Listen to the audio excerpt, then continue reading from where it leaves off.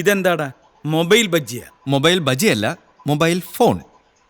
പുതിയ handset with new connection. ഇതിൽ ഒരേ ഒരു നമ്പറെ ഫീഡ് ചെയ്തിട്ടുള്ളൂ. ആ നമ്പറിലേക്ക് സാർ ഇപ്പൊ ഇമ്മീഡിയറ്റ് ആയിട്ട് വിളിക്കണം. ആ നമ്പർ ഏതാ മാഷേ?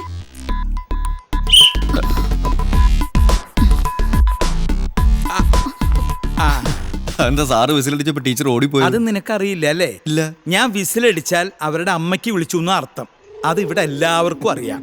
അതുകൊണ്ട് നീ എന്നെ വിസിലടിപ്പിക്കരുത്. ഒന്നിങ്ങോട്ട് വന്നേ.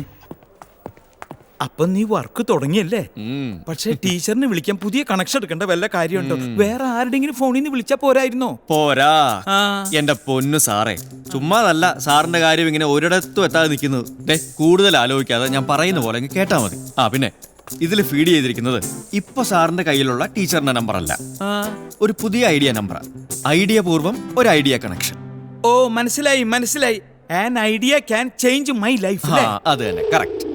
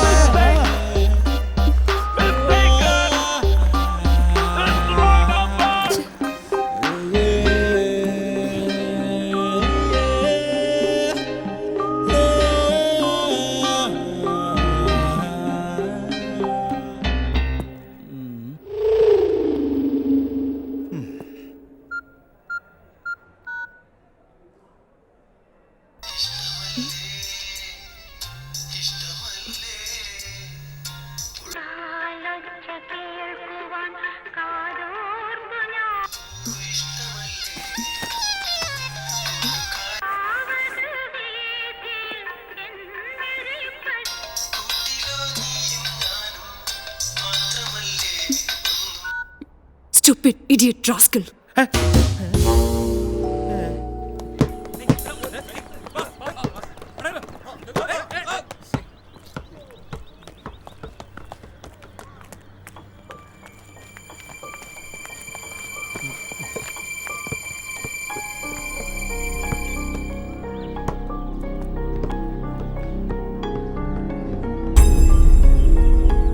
അസലായിരിക്കുന്നു സുധി.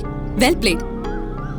പഠിക്കേണ്ട സമയത്ത് പഠിക്കാതെ പിന്നാലെ നടന്ന് വഷളത്തരങ്ങൾ കാണിച്ചതിൽ ഞാൻ റിയാക്ട് ചെയ്തിട്ടുണ്ടെങ്കിലും തന്നെ ഞാനൊരു ഫ്രണ്ട് ആയിട്ട് തന്നെയാ കണക്കാക്കിയിരുന്നത് ഇതുവരെ.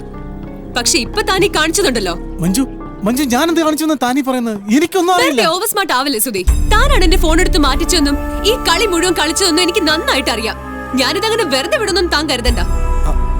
നീ ഈ കളിച്ച കളിക്ക് മിനിമം നിനക്ക് ഞാൻ ഒരു സസ്പെൻഷൻ എങ്കിലും വാങ്ങി തന്നിരിക്കും.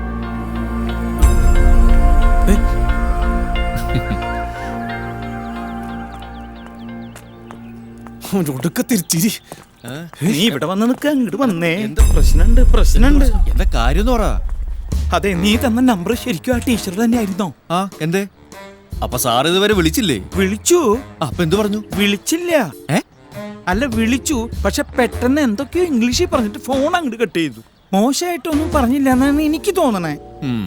അപ്പൊ സാർ ഒരു കാര്യം ചെയ്യും, ഇനി വിളിക്കാനല്ലേ? ഞാൻ പിന്നെയും കുറെ ട്രൈ ചെയ്തു, സ്വിച്ച് ഓഫ്. വിളിക്കണ്ടെന്നാ ഞാൻ പറയാൻ വന്നത്. അതെന്താ അങ്ങനെ പറയണേ? എനിക്കൊന്നും മനസ്സിലാവണില്ലല്ലോ. അതായത് നിന്നെ ക്യാൻറ്റീൻ അന്വേഷിക്കുന്നുണ്ട്. എന്നെയോ? ചെല്ല്, ക്യാൻറ്റീൻ അന്വേഷിക്കുന്നുണ്ടെന്ന്. സാറേ, ഞാനിപ്പോ good afternoon sir. Good afternoon. നിന്നെ റോറ്റ കേട്ടു വെച്ചതല്ലോ. ചുമ്മാ എന്നെ കൊണ്ട് ഓരോ കാര്യങ്ങൾ ഏൽപ്പിച്ചിട്ട് അവള് പറഞ്ഞേക്കുന്നത് കേട്ടല്ലോ. അവളുടെ മട്ടും ഭാവം കണ്ടിട്ട് അവളെ ഇന്ന് പ്രിൻസിപ്പൽ എടുത്ത് കംപ്ലൈന്റ് ചെയ്യും. സ്റ്റാഫ് മീറ്റ് കൂടും. എനിക്ക് പണി കിട്ടുകയും ചെയ്യാതെ ഉറപ്പാ. വേണമല്ലോ, അത് തന്നെയാണല്ലോ എന്റെ ഉദ്ദേശം. വിനയ, തമാശ കള. കാര്യങ്ങളൊക്കെ കൈവിട്ട് പോയിട്ട് നീ തുറന്നു പറ. അവളുടെ അടുത്തൊരു സോറി പറഞ്ഞാൽ ചിലപ്പോൾ പ്രശ്നങ്ങളൊക്കെ തീരും. പറ, ഞാൻ അവളെ കാണണോ? കാണണം. പക്ഷെ മഞ്ജുവിനെ അല്ല, അജിതകുമാരി ടീച്ചറിന്. എന്നിട്ട് ഞാൻ പറഞ്ഞു തരും പോലെ ചില കാര്യങ്ങൾ നീ ടീച്ചറോട് പറയണം. അങ്ങനെ വരുമ്പോ സ്റ്റാഫ് മീറ്റിംഗിൽ ടീച്ചർ നമ്മളെ സപ്പോർട്ട് ചെയ്യും. പിന്നെ നടക്കുന്നത് എന്താണെന്ന് നീ കണ്ടോ മോനെ? ഇവിടെ പരാതി തന്ന കുട്ടി എന്റെ റിലേറ്റീവ് ആയതുകൊണ്ട് മാത്രമല്ല ഞാൻ ഇത്തരത്തിൽ സംസാരിക്കുന്നത്. വളരെ ജെന്യുവിനായിട്ടുള്ള പരാതിയാണ് ഇതെന്ന് എനിക്ക് മനസ്സിലാക്കാൻ സാധിച്ചു. അതുകൊണ്ട് ഇത് ചെയ്തവർക്കെതിരെ കർശനമായ നടപടി എടുത്തേ മതിയാവൂ. അങ്ങനെ കർശനമായ നടപടികൾ എടുക്കാൻ മാത്രമുള്ള കാര്യങ്ങൾ ഈ പരാതിയിലുണ്ടെന്ന് എനിക്ക് തോന്നണില്ല സർ. ഇതൊക്കെ വെറും ഒരു ക്യാമ്പസ് തമാശയായിട്ട് എടുക്കാവുന്നതേ ഉള്ളൂ. അവിടെയാണ് ടീച്ചർക്ക് തെറ്റുപറ്റിയത്. ഇതൊന്നും അങ്ങനെ ഒരു തമാശയായിട്ട് കാണാൻ പറ്റാത്ത ആൾക്കാരോട് പറഞ്ഞിട്ട് കാര്യമില്ലെന്നറിയാം. എന്നാലും പറയുക. Stop it. നിങ്ങളുടെ വ്യക്തിപരമായ അഭിപ്രായങ്ങൾ പറയാനല്ല നമ്മളിവിടെ കൂടിയിരിക്കുന്നത്. ഈ കുട്ടി തന്ന പരാതിയെക്കുറിച്ച് ഡിസ്കസ് ചെയ്യാനാണ്. ഞാൻ പറഞ്ഞില്ലേ, കുട്ടിയുടെ ഫോൺ എടുത്തു മാറ്റി ആ ഫോണിൽ നിന്നും ഇവിടെ പഠിക്കുന്ന ചില ആൺകുട്ടികളുടെ മൊബൈലിലേക്ക് മോശപ്പെട്ട മെസ്സേജുകൾ അയച്ചെന്നും മെസ്സേജുകൾ കിട്ടിയ പലരും കുട്ടിയോട് മോശമായി പെരുമാറിയെന്നും പറഞ്ഞല്ലോ. അവരിൽ ആരെങ്കിലും ഇപ്പോ ഇവിടെ ഈ റൂമിലുണ്ടോ?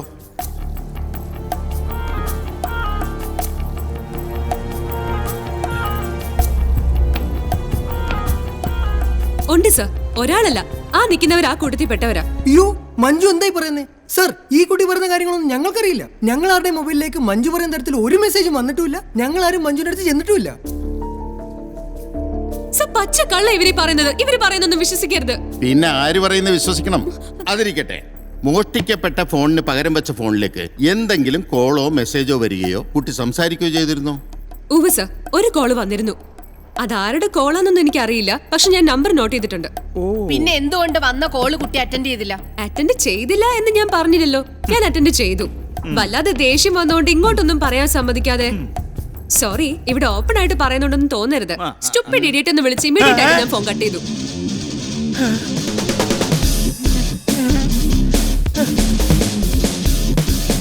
കുട്ടിയുടെ ഫോണിലേക്ക് ഒന്ന് നമ്പർ ഏതാ? പറയാം സർ.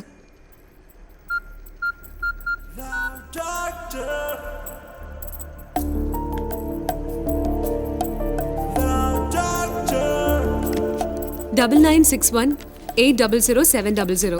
ഈ നമ്പറിൽ നിന്ന് എനിക്ക് കോൾ വന്നത്. ഈ നമ്പർ നിങ്ങൾക്കാർക്കെങ്കിലും പരിചയമുണ്ടോ? അവർക്ക് ആർക്കും പരിചയമില്ല. അവർ ഇതുവരെ കേട്ടിട്ടില്ല. പിന്നെ സാറിന് എന്ത് വെറുതെ പറയൂ. ഈ നമ്പർ എനിക്ക് നല്ല പരിചയമുണ്ട്. 800-700. ഇത് നമ്മളെ സത്യശീല സാറിന്റെ പുതിയ നമ്പറാ.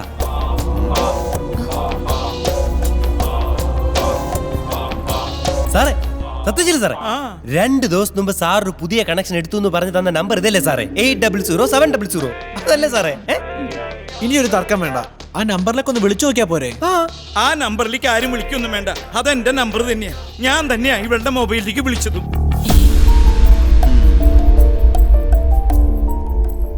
ആ, ഞാനത് മോളോട് പറയാൻ വിട്ടുപോയി.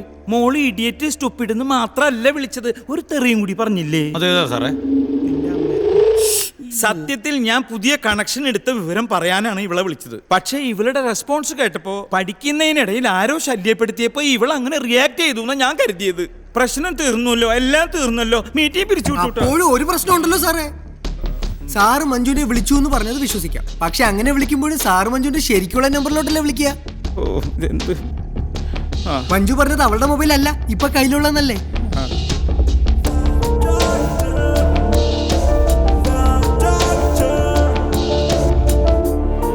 ഇതൊക്കെ ശരിയാണല്ലോ.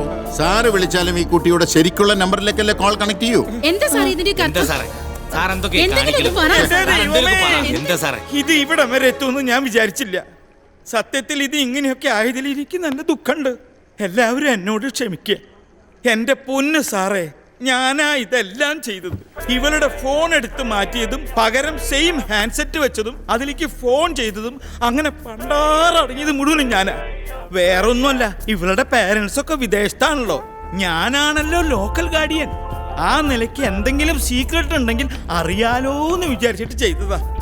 എല്ലാവരും എന്നോട് ക്ഷമിക്കണേ. നിങ്ങൾ വീട്ടുകാരെ തമ്മിലുള്ള തമാശക്കളി തീർക്കാനല്ല ഞങ്ങൾ ഇവിടെ ഇരിക്കുന്നത്. Meeting dispatch. പ്രതിയായെന്ന് കേട്ടിട്ടേ ഉള്ളൂ.